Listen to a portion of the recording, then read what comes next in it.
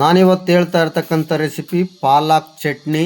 ಹೊಸ ರೀತಿಯಾಗಿ ತುಂಬ ಸ್ಪೈಸಿಯಾಗಿ ತುಂಬ ಚೆನ್ನಾಗಿರುತ್ತೆ ನೋಡಿ. ನಾನು 2 ಟೊಮೊಟೊ, ಒಂದು 4ರಿಂದ 5 ಹಸಿಮೆಣಸಿನ್ಕಾಯಿ, ಒಂದು ಈರುಳ್ಳಿ, ಏನು ನಾನು ತೊಳೆದು ರೆಡಿ ಇಟ್ಕೊಂಡಿದ್ದೆ ಪಾಲಕ್ ಸೊಪ್ಪನ್ನ, ಅದನ್ನು ಬಿಸಿಯಾಗಿರೋಂಥ ನೀರೊಳಗಡೆ ಸ್ವಲ್ಪ ನೀರು ಆ್ಯಡ್ ಮಾಡ್ಕೊಳ್ಳಿ.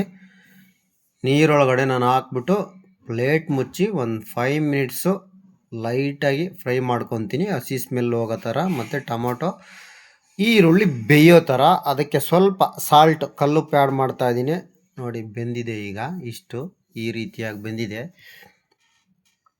ಈಗ ಸ್ಟವ್ ಆಫ್ ಮಾಡಿಬಿಡೋಣ. ನಾವು ಸ್ಟವ್ ಆಫ್ ಮಾಡಿದ್ದಾದಮೇಲೆ ಇದನ್ನು ಸಪ್ರೇಟ್ ಮಾಡ್ಕೊಳ್ಳೋಣ. ಅಂದರೆ ಟೊಮೊಟೊ ಈರುಳ್ಳಿ ಸೊಪ್ಪನ್ನ ಸಪ್ರೇಟ್ ಮಾಡ್ಕೊಳ್ಳೋಣ.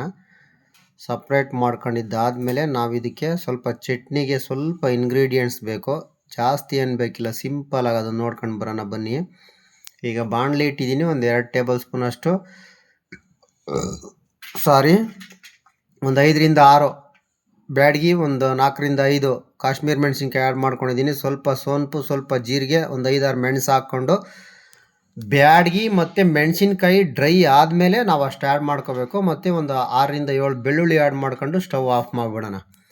ಅಂದರೆ ಮುಂಚೆಗೆ ಹಾಕ್ಬಿಟ್ರೆ ನಾವು ಜೀರಿಗೆ ಮತ್ತು ಮೆಣಸು ಸೋಂಪು ಎಲ್ಲ ಸೀದ್ಬಿಡುತ್ತೆ ನೋಡಿ. ಇಷ್ಟು ಎಲ್ಲ ಸ್ಟವ್ ಆಫ್ ಮಾಡಿದ್ದೀನಿ. ಈಗ ಸ್ವಲ್ಪ ಹುಣಸೆಹಣ್ಣು, ಒಂದು ಸ್ವಲ್ಪ ಬೆಲ್ಲ, ನಾನು ಆಯುರ್ವೇದಿಕ್ ಬೆಲ್ಲ ಯೂಸ್ ಮಾಡ್ತಾಯಿದ್ದೀನಿ. ಇಷ್ಟು ಹಾಕ್ಬಿಟ್ಟು ಸ್ವಲ್ಪ ಕೊತ್ತಂಬರಿ ಸೊಪ್ಪು ಹಾಕ್ಬಿಟ್ಟು ನಾವು ಏನು ಆಗಲೇ ಬಸ್ಕೊಂಡಿದ್ವಲ್ಲ ಈರುಳ್ಳಿ, ಟೊಮೊಟೊ ಮತ್ತು ಸೊಪ್ಪನ್ನ ಮಿಕ್ಸಿಗೆ ಹಾಕ್ಬಿಟ್ಟು ನಾವೇನು ಬಾಣಲಿಲಿ ಹುರ್ಕೊಂಡಿದ್ದೀವಲ್ಲ ಅದನ್ನು ಬಾಣಲಿ ಒಳಗಡೆ ಆ್ಯಡ್ ಮಾಡಿಬಿಟ್ಟು ಸ್ವಲ್ಪ ತರಿಯಾಗಿ ರುಬ್ಕೊಂಡು ಬಂದುಬಿಡೋಣ ನೋಡಿ. ಈರುಳ್ಳಿ ಹೆಂಗಿದೆ ಅಂದರೆ ಬೆಂದಿದ್ರೆ ಅದು ಘಮ ಘಮ ಅಂತ ಇರುತ್ತೆ ಬೇಯಿಸಿದ್ರೆ ನೋಡಿ. ಈಗಾಗಲೇ ನಾನು ಹುರ್ಕೊಂಡಿರೋ ಅಂಥದ್ದು ಬ್ಯಾಡಗಿ ಮೆಣಸಿನ್ಕಾಯಿ, ಕಾಶ್ಮೀರ್ ಮೆಣಸಿನ್ಕಾಯಿ, ಜೀರಿಗೆ, ಸೋಂಪು, ಬೆಳ್ಳುಳ್ಳಿ, ಹುಣಸೆಹಣ್ಣು, ಬೆಲ್ಲ ಇದ್ರೊಳಗಡೆ ಆ್ಯಡ್ ಮಾಡಿಬಿಟ್ಟು ಈ ಥರ ರುಬ್ಕೊಂಡು ಬರೋಣ. ಜಸ್ಟ್ ಸಿಂಪಲ್ಲಾಗಿ ಇದಕ್ಕೆ ಸಿಂಪಲಾಗಿ ಲೈಟಾಗಿ ಒಗ್ಗರಣೆ ಕೊಟ್ಬಿಡೋಣ. ಲೈಟಾಗಿ ಒಗ್ಗರಣೆ ಅಂದರೆ 1 ಟೇಬಲ್ ಸ್ಪೂನು ಇಲ್ಲ 2 ಟೇಬಲ್ ಸ್ಪೂನ್ ಅಷ್ಟು ಎಣ್ಣೆ ಹಾಕ್ಬಿಟ್ಟು, ಸ್ವಲ್ಪ ಸಾಸಿವೆ ಹಾಕ್ಬಿಟ್ಟು, ಸ್ವಲ್ಪ ಕರ್ಬೇವಿನ ಸೊಪ್ಪು ಹಾಕ್ಬಿಟ್ಟು, ಒಂದು ಸ್ವಲ್ಪ ಹಿಂಗೆ ಹಾಕ್ಬಿಟ್ರೆ ಮುಗೀತು. ತುಂಬ ಚೆನ್ನಾಗಿ ಒಗ್ಗರಣೆ ಕೊಟ್ಬಿಟ್ರೆ ತುಂಬ ಚೆನ್ನಾಗಿ ಚಟ್ನಿ ಬರುತ್ತೆ. ಇದ್ರ ಸ್ಪೆಷಲ್ ಏನು ಅಂದರೆ ನೀವು ಯಾವುದೇ ಮುದ್ದೆ, ಅನ್ನ, ರೈಸು, ಚಪಾತಿ, ರೊಟ್ಟಿ, ದೋಸೆ, ಇಡ್ಲಿ ಯಾವುದಕ್ಕೆ ಬೇಕಾದ್ರೂ ಯೂಸ್ ಮಾಡ್ಕೋಬೋದು.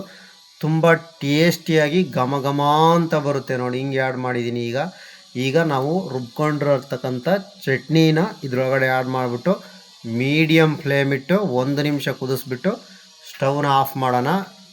ನಾನೇನು ಬಸ್ಕೊಂಡಿದ್ನಲ್ಲ ನೀರು, ಮಿಕ್ಸಿಲಿ ಜಾರಲ್ಲಿದ್ದಂಥ ಸ್ವಲ್ಪ ಚಟ್ನಿನ ಮಿಕ್ಸ್ ಮಾಡ್ಕೊಳಕ್ಕೆ ಹಾಕೊಂಡಿದ್ದೀನಿ.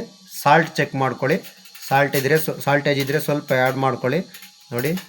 ಚಟ್ನಿ ರೆಡಿ ಇದೆ. ತುಂಬ ಚೆನ್ನಾಗಿ ಆಗಲೇ ಹೇಳ್ದಂಗೆ ಎಲ್ಲ ಕಾಂಬಿನೇಷನ್ಗೂ ರೆಡಿ ಇರುತ್ತೆ. ಸಬ್ಸ್ಕ್ರೈಬ್ ಮಾಡ್ಕೊಳ್ಳೋದು ಮರಿಬೇಡಿ, ಲೈಕ್ ಮಾಡಿ, ಕಮೆಂಟ್ ಮಾಡಿ.